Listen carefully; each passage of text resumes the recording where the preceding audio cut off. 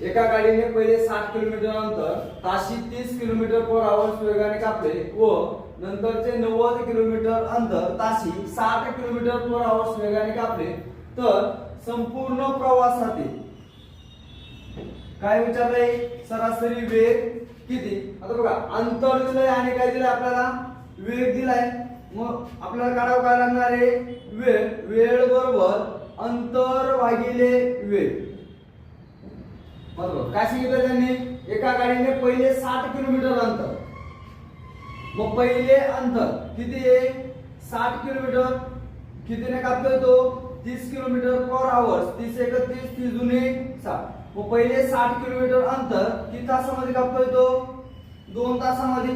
नंतरचे 90 किलोमीटर अंतर म्हणजे दुसरा अंतर नंतरचे 90 किलोमीटर अंतर किती स्पीडने कापतोय 60 किलोमीटर पर आवर 0 0 कॅन्सल।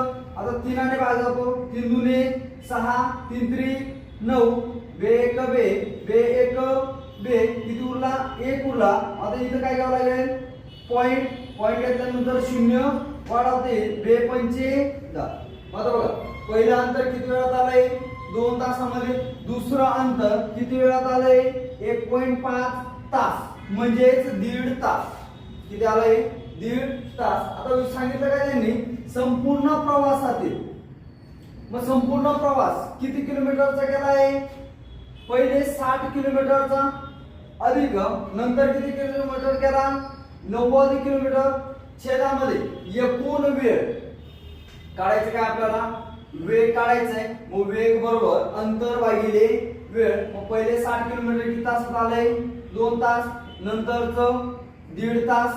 मग बघा 60 अधिक 90 एकूण अंतर किती झालं 150 किलोमीटर छेदामध्ये 2 अधिक 1.5 म्हणजे 3.5 तास।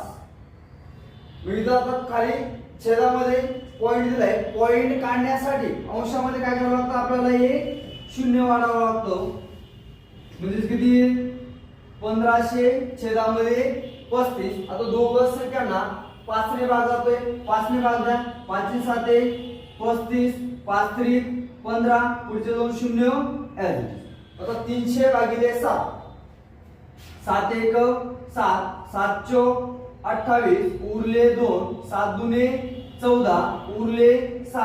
आता 7 ने 6 ला भाग जात नाही म्हणून वरती काय द्यावं लागेल दशम चिन्ह 0 7 8 56 किती उरतील 4 उरतील मग पुन्हा पॉइंट घेतला 7 5 35 म्हणजे सरासरी वेग किती आला 42.85 किलोमीटर पर आवर 42.85 किलोमीटर पर